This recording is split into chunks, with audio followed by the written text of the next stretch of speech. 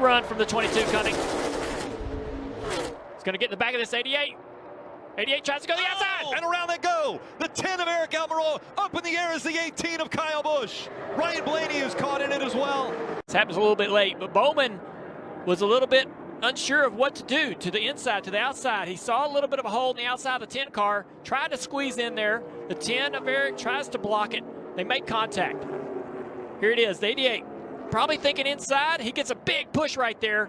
He's kind of always forced to make a decision, forced to go to one side or the other because of the aggressive push from the 22. If the 88 lifts and doesn't do anything, he's likely to turn into the fence. Yeah, just Keselowski trying Hamlin for 4. Oh, Stenhouse, heavy damage. Big wreck. Tyler Reddick, Cole Custer. Oh, Ricky Stenhouse. Bowman. He is having a hero or zero kind of week.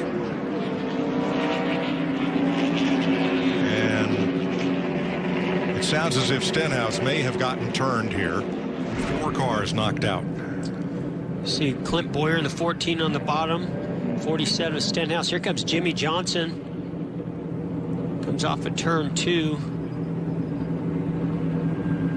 And he just makes contact with the left rear of the 47. I don't know if Stenhouse had to check up a little bit when he caught the 42 of Kenseth there, but just looked to me like maybe Jimmy misjudged getting in behind the 47 of Stenhouse. I think Kurt Busch may also have some damage from that one. oh boy, such a nasty angle into turn 3.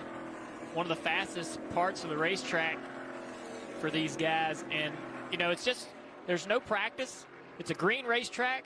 It's incredibly abrasive. We've seen this track just destroy tires throughout a tire test. Tyler Reddick out front. Now Tyler's going to try to block. He's in the fence. Up into the wall he goes. The 18 also in the wall. Eric Jones gets caught up in it as well. The big one does happen. The 47, Ricky Stenhouse Jr., McDowell.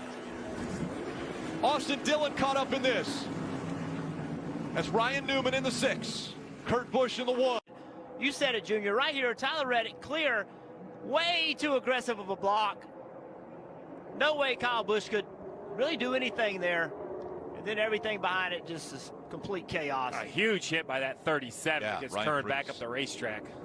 In that second lane, making it work. And the 42 slides, tags the 43. Bubba Wallace back into traffic, and the outside wall caution comes out. Heavy damage to the 43. You saw it live. Started with a little stack up. The 42 got loose in front of the 11 as they stack up off the corner. Heavy damage to the 42 as well. This ground is so wet. 11 got a back of him, turn him down into us.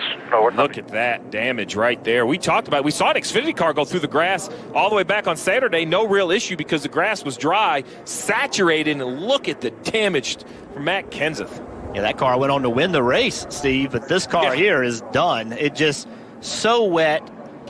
The grass the splitter just dug in and just ripped the front of the car off of it. Yeah, that car is destroyed. The 43 also destroyed. Let's take a look at the accident. Yeah, well, let's start it. Matt Kenseth, just car gets wiggles, then runs up in front of Denny Hamlin. Denny Hamlin really nowhere to go, gets into the back of the 42. Look at the 42 just get destroyed when he went in that grass. So we talked about he just got a little bit loose, and just somebody, he didn't have anywhere to go. Right here, loose, right up in front of Denny Hamlin, now out of control. Bubba Wallace, nowhere to go. Now only thing he can do is lock it down and hope. He did get into Eric Almirola there. He did. I didn't see that the first time through. And Jeff, I know this sounds silly, but I want to ride on board with Denny Hamlin in the 11. You know, talk about flashing in front of you right here. We're going to see the wiggle. I want to see how hard he hit.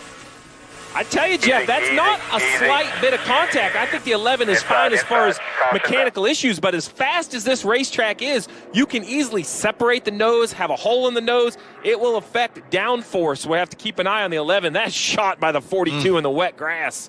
Huge, huge wreck. Here's the big one. Man. Well, there goes half the field. Sure does. The outside line here, Jeff. You can see Joey Logano really aggressive to the rear bumper of the 10. He's going to push him all the way up to the 2, and they just, right before the 10 gets there, there's a little bit of movement, and that little bit of movement, when you make that much contact, turns your car right around. That's exactly what happened to Brad Keselowski and the 10 of Almirola. And that happens right in front of most of the field. And that really all started with a big push from Joey Logano. Remember Joey Logano talking on the radio earlier about, you got to tell me when I'm pushing that car and it's going to make contact with the car in front of us. Well, that happened right there with his teammate. A lot of speed, a big run. He had a huge push from the 24. Dives low, tries to get by. He's able to make the move, but he did get his 2 left side tires on the inside of the double yellow line. You can't pass below the double yellow line. Oh, and they're left behind. Wow. Caution comes out before they get to the finish line. Look who's in it. Once again, Kyle Busch in the 18. The 4 of Kevin Harvick. Wow. Look at the damage to that 18. What a day it's been. We'll have to see if the caution did indeed come out. They did not get the white flag, we're being told by NASCAR. Look to see how this happens. Oh, the 18 gets turned sideways by a push from the 8 car, Tyler Reddick.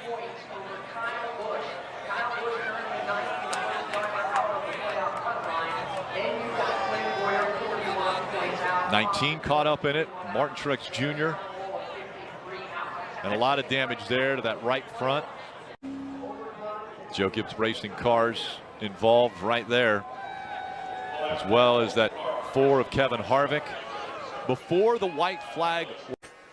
But Chase is going to be able to push that Atlanta car back out front, more wrecking. And around goes the 95 and the 37. Hard hit. Into the wall. Oh, my goodness. Oh, it's awful. Ryan Preece in the 37. Fantastic. That's Ryan talking. Like a 17. Oh, no, ahead of them. The 95 gets in the wall. Christopher Bell and Ryan Newman. Looked like Ryan Newman got into. Oh, Christopher Bell trying to get up in front of him. Then they make contact. Oh. Poor Ryan Preece. We talked about he's had a string of last place finishes, and wow, such a Junior and I in this booth, when he was heading to that wall, we were both cringing. It's not. 108 at the line here. Oh, we got a crash. 48 goes around. The big one happening. The one's upside down. Slow, big wreck behind you. Kurt Busch climbed all over the top of the 41 of Custer. The 2 is around. Playoff contenders involved. 14 car has the 48 car out of control through the trioval and gets into the left rear quarter panel and turns the 48.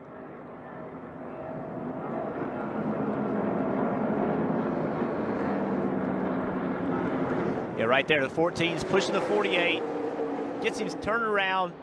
Now, Kurt Busch way up in the air. Fortunately, came down on his tires. There it starts, right there. That trial, we talked about it earlier, that is the worst place. That's where your car has the least amount of grip around this racetrack. To the inside. Here comes Hamlin up the outside. Wow. Crash into the wall, into the air. Goes Newman. Upside down. In a shower of sparks on his roof. Ryan Newman comes across the line, 4th. And comes to rest. Scoring unofficial between Hamlin and Blaney as far as who crossed the finish line first.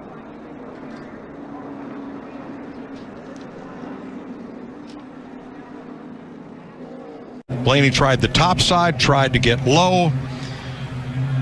Ryan Newman goes around, and the car goes to its roof, and here's the on-rushing Corey LaJoie picking it up and over.